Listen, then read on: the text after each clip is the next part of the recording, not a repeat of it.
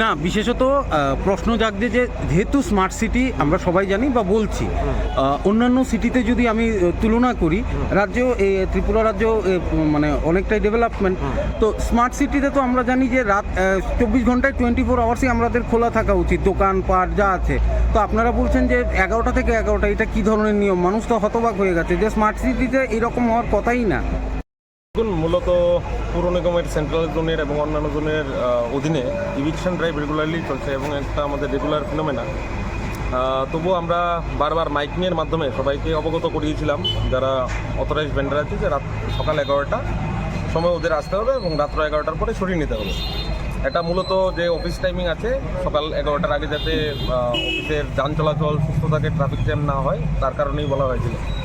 কিন্তু এটা দেখা গেছে যে ওনাদেরকে বারবার বলা করতেও, মাইকিং করা করতেও ওনারা ওঠাচ্ছেন না এবং অনেক জায়গায় ওনারা পার্মানেন্ট স্ট্রাকচার বানিয়ে রেখেছে।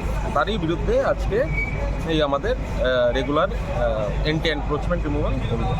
এই অভিযানটা কোন জায়গা থেকে কোন জায়গা?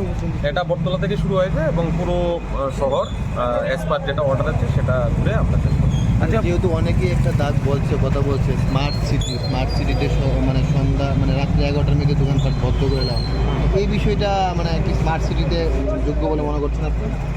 দেখুন, রুল তো সবার জন্য অ্যাপ্লিকেবল এবং এটা শুধু ত্রিপুরার জন্য, অন্য যে কোনো জায়গাতেও সেটা অ্যাপ্লিকেবল। তো রুল আমাদের সবারই মেনে চলতে হবে এবং সেটারই অঙ্গ হিসেবে অনেকে দেখবেন আপনারা অলরেডি সরিয়ে নিয়েছে এবং ওরা সরিয়ে নিয়ে যায় এবং যারা সরায় না ওরা রেগুলার হ্যাবিচুয়ালি এখানে রেখে দেয়।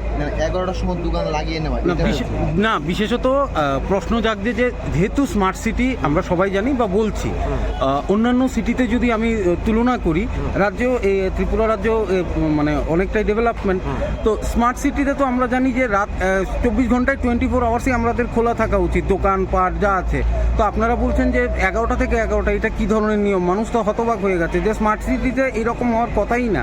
দেখুন, একটা স্মার্ট সিটি একটা আলাদা ব্যাপার এবং টাউন বেন্ডিং কমিটির যে রুল আছে সেটা আলাদা আছে। তো অলরেডি এটা আজকের না, এটা অলরেডি প্রেস কনফারেন্স করা হয়েছে এবং আপনারাও কভার করেছেন, সেখানে দেখেছেন যে রুলটা কী আছে, সেই রুলই আমরা পালন করছি।